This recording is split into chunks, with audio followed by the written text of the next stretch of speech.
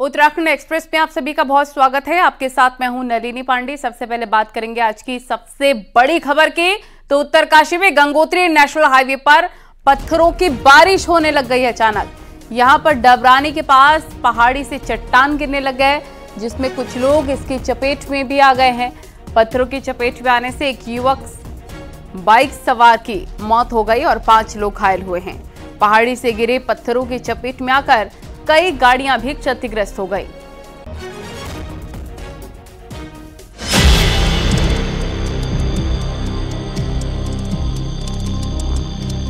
Gangotri highway पर चट्टान खिसकने से बड़ा हादसा हो गया। डबरानी के पास अचानक पहाड़ हिला, जिसके बाद तो कोहराम मच गया। चट्टान का मलबा सड़क पर गिरने लगा। हाईवे से गुजर रही कई गाड़ियां मलबे की चपेट में आ गईं। हादसे में एक बाइक सवार की मौत हो गई, कई लोग घायल हो गए।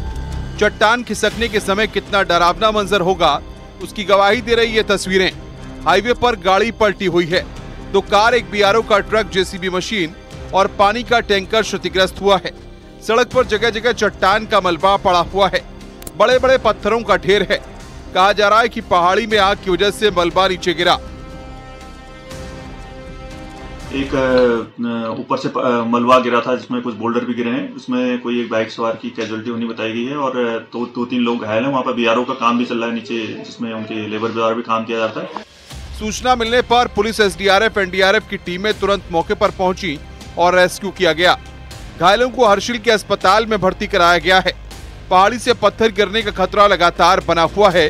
गंगोत्री और हर्षिल के बीच करीब 500 गाड़ियां रुकवाई गईं। रास्ते से बोल्डरों को हटाने का काम शुरू हुआ। उत्तरकाशी से न्यूज 18 के लिए बलबीर परमार की रिपोर्ट।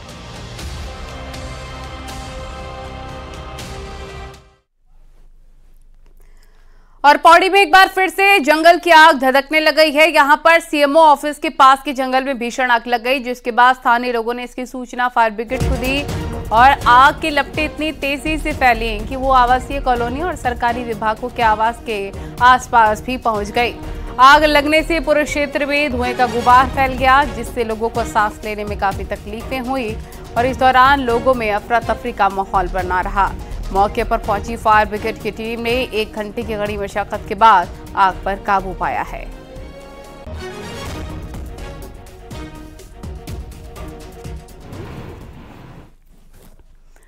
अल्मोड़ा में भी गर्मी बढ़ने के साथ साथ ही जंगलों की आग भी तेज हो गई है। जिले के आधा दर्जन जंगलों में आग लगी हुई है। प्रसिद्ध चितई मंदिर के पास जंगल में अचानक से आग लग गई थी। फायर ब्रिगेड की टीम ने मौके पर पहुंचकर आग बुझाई, लेकिन कई जंगलों में अभी भी आग लगी हुई है। यहां फायर ब्रिगेड की गाड़ी भी नहीं जा सकती है।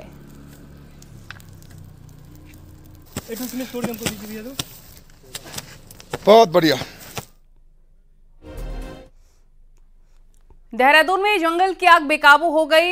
यहां पर अधीनस्थ सेवा चयन आयोग के ऑफिस तक जंगल की आग पहुंच गई।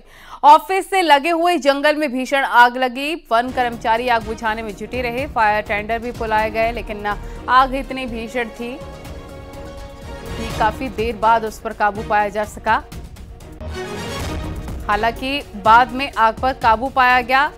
इससे पहले गुरुवार को प्रदेश भर में 11 जगहों पर जंगलों में आग लगने की घटनाएं सामने आई।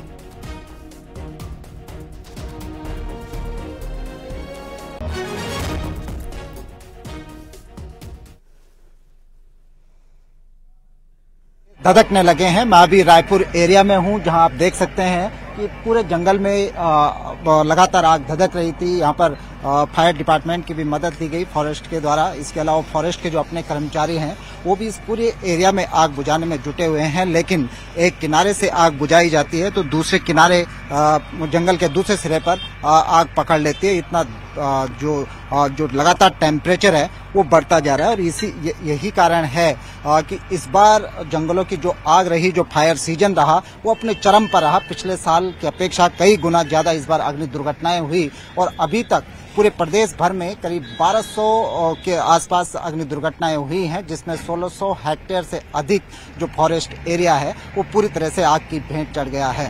कैमरा पर्सन दीपक उपाध्याय के साथ सुनील नौप्रभात, न्यूज 18 देहरादून।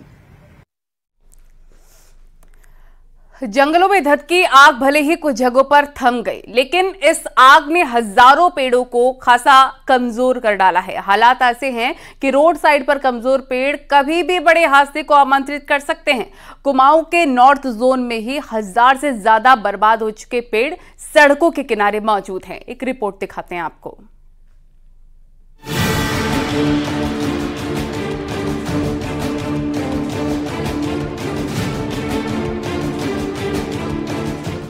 बीते दिनों धधकी फॉरेस्ट फायर ने सबसे अधिक कुमाऊं के पहाड़ी जिलों को अपनी चपेट में लिया था।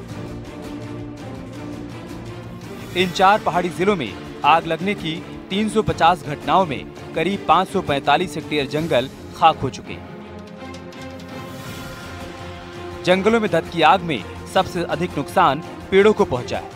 हालात ये हो गए हैं कि कई पेड़ जहां आग में पूरी तरीके से भस्म हो गए, तो वहीं 4 जिलों में सड़क के किनारे 1000 से अधिक पेड़ खासे कमजोर हो गए। इन पेड़ों की हालत इस कदर खराब हो गई है कि ये कभी भी गाड़ियों पर गिर सकते हैं। पीडब्ल्यूडी के लेवल पे एक मंथन करते हुए एक विचार किया है कि जितने भी इस प्रकार के पेड़ हैं, खासकर पहले हम प्रायोरिटी देंगे स्टेट हाईवेज को। स्टेट हाईवेज पे ऐसे जितने भी पेड़ हैं जो कि जिनकी गिरने की संभावना जल्दी है, तो उनको हम चिन्हित करके और वन विभाग को सूचित करेंगे। कुमाऊं के नॉर्थ जोन में अकेले पीडब्ल्यूडी के पास 6500 किलोमीटर रोड है। इसके अलावा स्टेट हाईवे और पीएमजीएसवाई की सड़कें भी मौजूद हैं। ये सभी सड़कें जंगलों के बीचों बीच से होकर गुजरती हैं, लेकिन जंगलों में मौजूद कमजोर पेड़ हर वक्त राहगीरों के लिए खतरा बने हुए। हालांकि वन विभाग और पीडब्ल्यूडी ऐसे पेड़ों की पहचान कर इन्हें काटने का प्लान बना रहे हैं। पेड़ जो खतरा बने हुए हैं, तो ये लिस्ट उनके तरफ से आता है। उसके बाद दोनों डिपार्टमेंट का ज्वाइंट इंस्पेक्शन होता है और ऐसे पेड़ों को चिन्हीकरण करके इनको वन निगम के माध्यम से इसका क्लियरेंस किया जाता है। तो ये एक नॉर्मल प्रैक्टिस है। सड़कों के किनारे मौत को दावत देते ये पेड़ बरसात के सीजन में ज्यादा खतरनाक हो सकते हैं। ऐसे में बेहतर यही होगा कि वन विभाग, पीडब्ल्यूडी, एनएच और पीएमजीएसवाई मिलकर जितनी जल्दी हो सके इन पेड़ों को हटाएं। इसमें हीला हवाली कईयों की जिंदगी पर भारी पड़ सकती है। अल्मोड़ा से किशन जोशी के साथ पिथौरागढ़ से विजयवर्धन उप्रेती की रिपोर्ट। जंगल की आग लगने की सबसे बड़ी वजह भीषण गर्मी बन रही है। आज देहरादून में गर्मी के अब तक के सारे रिकॉर्ड टूट गए हैं। आज देहरादून का तापमान 43.2 डिग्री पहुंच गया है। ये दून में आज तक का सबसे ज्यादा टेम्परेचर है।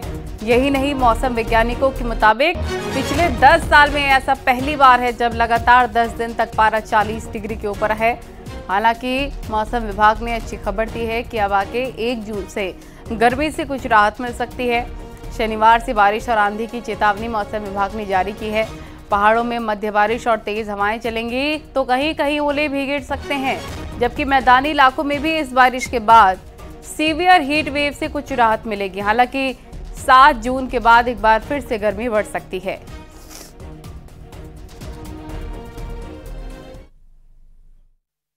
कल से इसमें राहत मिलनी चाहिए। कल से आप देखेंगे जो रेन थंडरस्टॉर्म एक्टिविटी बढ़ने वाली है।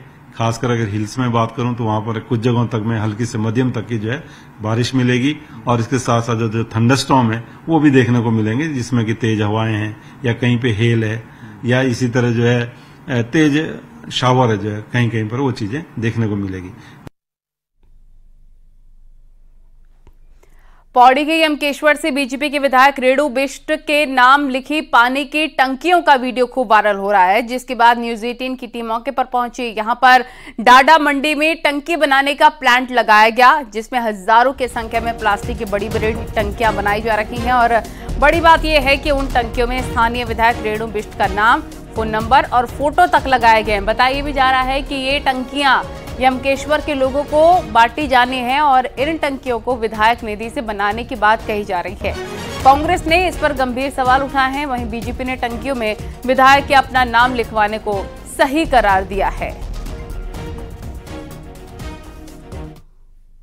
विधायक निधि में जो विकास कार्यों के लिए जो पैसा आता है वो विकास कार्यों पे खर्च होना चाहिए, और इन टंकियों पे पैसा खर्च करके मेरे ख्याल से फिजूल खर्च यमकेश्वर में हो रहा है। पानी की जो आवश्यकता है उसकी पूर्ति के लिए माननीय विधायक जी टंकियों की व्यवस्था कर रही हैं।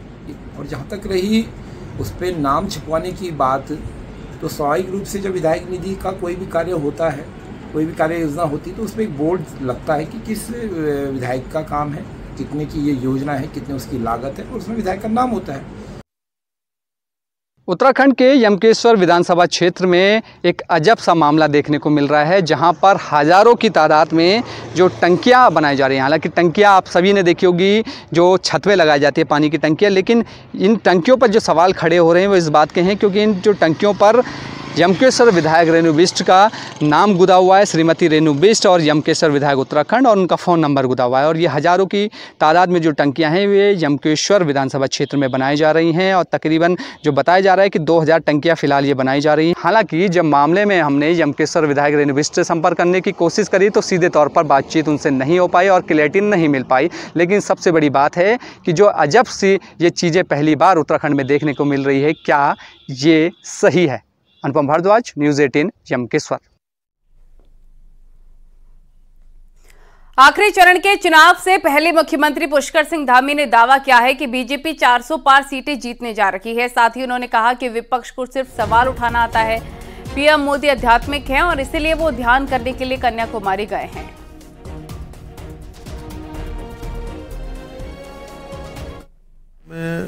भारतीय जनता पार्टी और एनडीए 400 के बिल्कुल नज़दीक पहुंच गए हैं और 7वें चरण में 400 पार हो जाएगा और देश के अंदर लोगों में बहुत उत्साह है मोदी जी को तीसरी बार प्रधानमंत्री बनाने के लिए। प्रधानमंत्री जी आध्यात्मिक रूप से भारत को सशक्त बना रहे हैं। पूरी दुनिया के अंदर हमारी आध्यात्मिक पहचान आदरणीय प्रधानमंत्री जी के नेतृत्व में बढ़ रही है। सनातन का गौरव बढ़ रहा है।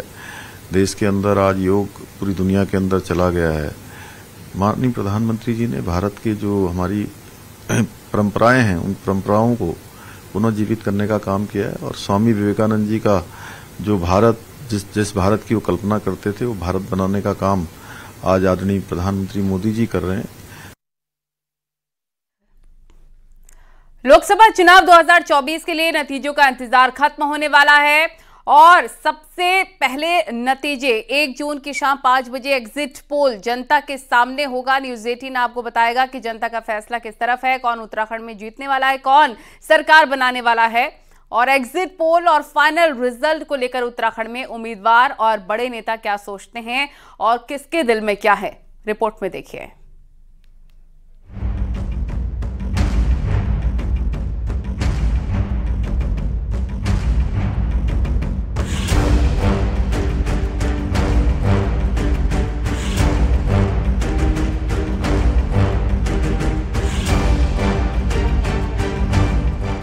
शनिवार को लोकसभा चुनाव 2024 के लिए आखिरी दौर की वोटिंग होगी तो शाम 5 बजे देश की जनता का मूड जनता के सामने होगा।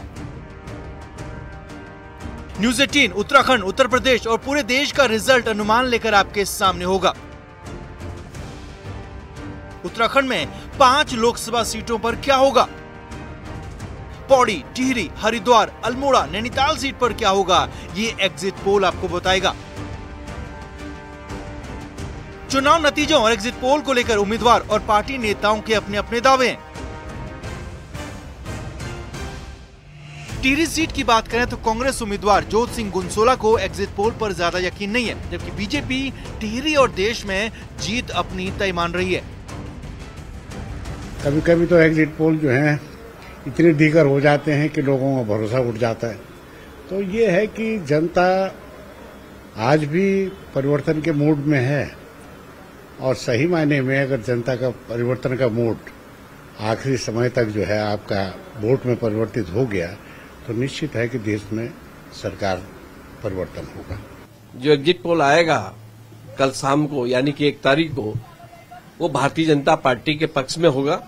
उत्तराखंड की अगर हम बात करते हैं तो 5 की 5 सीटें भारतीय जनता पार्टी के फेवर में होगी और विशेषकर टिहरी लोकसभा की अगर बात करें तो ये हमारी जीती हुई सीटें जीतेंगे। हरिद्वार में कांग्रेस उम्मीदवार वीरेंद्र रावत को यकीन है कि एग्जिट पोल और रिजल्ट में राहुल गांधी का असर दिखेगा तो त्रिवेंद्र रावत के बाद डोईवाला से विधायक बने बृजभूषण गैरोला को भी एग्जिट पोल पर कम और रिजल्ट पर ज्यादा यकीन है। और हम न सिर्फ हरिद्वार सीट बल्कि उत्तराखंड की 5 लोकसभा सीटें हम जीतने जा रहे हैं और पूरे देश में एक बदलाव की बयार है। और इस बदलाव का चेहरा है राहुल गांधी।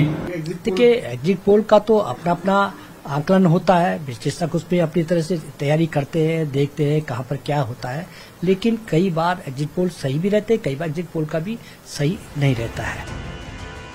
पौड़ी में बीजेपी को यकीन है कि एक बार फिर कमल खिलेगा और बीजेपी उम्मीदवार अनिल बलूनी जीत हासिल करेंगे, तो कांग्रेस के गणेश गोदियाल को कांग्रेस और इंडिया गठबंधन की वापसी का पूरा यकीन है। बड़ी जीत के साथ 5 के 5 लोकसभा हम जीतने वाले, और पौड़ी लोकसभा को भी बहुत बड़े मार्जिन से हमारे राज्यसभा के सांसद जो थे और इस समय मीडिया प्रभारी हैं हमारे जो प्रत्याशी अनिल बलूनी जी, वो जीतने वाले हैं। कल एग्जिट पोल आएंगे, निश्चित रूप में मेरा विश्वास है कि चाहे एग्जिट पोल हो चाहे वास्तविक परिणाम हो, इंडिया गठबंधन दिल्ली में सरकार बनाने जा रही है, मेरा पूरा विश्वास है। और तमाम एग्जिट पोल हो चाहे वास्तविक रिजल्ट हो, हम उसका स्वागत करते हैं। अल्मोड़ा में इस बार भी सबसे कम वोटिंग हुई है, पर केंद्र में मंत्री रहे 2 बार के सांसद और इस बार के उम्मीदवार अजय टम्टा फिर जीत को लेकर कॉन्फिडेंट है। फिर चाहे एग्जिट पोल हो या 4 जून का नतीजा, तो नेता विपक्ष यशपाल आर्य के मुताबिक देवभूमि और देश का मूड बदला हुआ है। बिल्कुल 4 जून को देखिएगा कि आप पिछले सारे रिकॉर्ड से ज्यादा भारतीय जनता पार्टी रिकॉर्डेड लोकसभा के सांसद लेकर आएगी और ऐतिहासिक बहुमत के साथ भारतीय जनता पार्टी की सरकार नरेंद्र भाई मोदी जी के मार्गदर्शन में बन रही है। लोगों में कांग्रेस के प्रति विश्वास बढ़ा है, लोगों ने कांग्रेस के पक्ष में मतदान किया है, और मैं फिर कहना चाहता हूं कि वातावरण कांग्रेस के पक्ष में दिखाई दे रहा था और भरोसा भी कांग्रेस पर है। नैनीताल सीट से एक बार फिर चुनाव लड़ने वाले अजय भट्ट एग्जिट पोल से लेकर नतीजों में तीसरी बार प्रधानमंत्री मोदी की वापसी तय मान रहे हैं, तो पिछली बार अजय भट्ट से चुनाव हारने वाले कांग्रेस नेता हरीश रावत को एग्जिट पोल पर यकीन नहीं है। पूरा विश्वास है कि मोदी जी को देश की जनता ने दोबारा भारत का प्रधानमंत्री बनने का पूरा अवसर दे दिया है। भारी संख्या में पूरे देश भर से हमारे माननीय सांसदगण जीत के आ रहे हैं और ये एग्जिट पोल से साफ भी हो जाएगा। मेरा अपना मानना है कि जनता को और हमको राजनीतिक दलों को 4 तारीख की प्रतीक्षा करनी चाहिए। 5 लोकसभा सीटों पर 10 नेताओं के दावे आपके सामने है। अब किसका दावा भारी पड़ेगा और कौन फिसड्डी साबित होगा, इसके लिए आप भी इंतजार कीजिए शनिवार शाम 5 बजे एग्जिट पोल का और 4 जून को फाइनल नतीजों का। देहरादून से न्यूज़ 18 के लिए दीपांकर भट्ट की रिपोर्ट।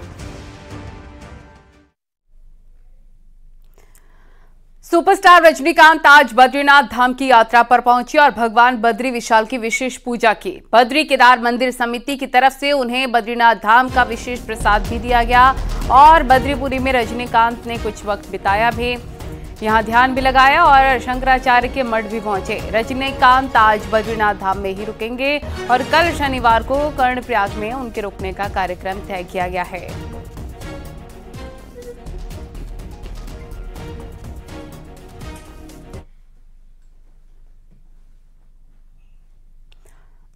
केदारनाथ में आज एक थार गाड़ी पहुंच गई है। बर्फ से ढके पहाड़ों के बीच केदारपुरी में थार पहुंची है।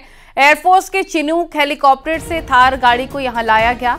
रुद्रप्रयाग प्रशासन का कहना है कि दिव्यांगों की मदद के लिए थार गाड़ी को केदारनाथ लाया गया ताकि हेलीपैड से केदारनाथ मंदिर तक उन्हें गाड़ी में लेकर जाया जा सके, जबकि स्थानीय लोगों का कहना है कि किसी वीवीआईपी के लिए थार यहां पर लाई गई है। हालांकि थार गाड़ी केदारनाथ पहुंचने पर सवाल भी खड़े हो रहे हैं कि और हिमालय में डीजल गाड़ी क्यों लाई गई, जबकि इलेक्ट्रिक व्हीकल यहां लाया जा सकता था।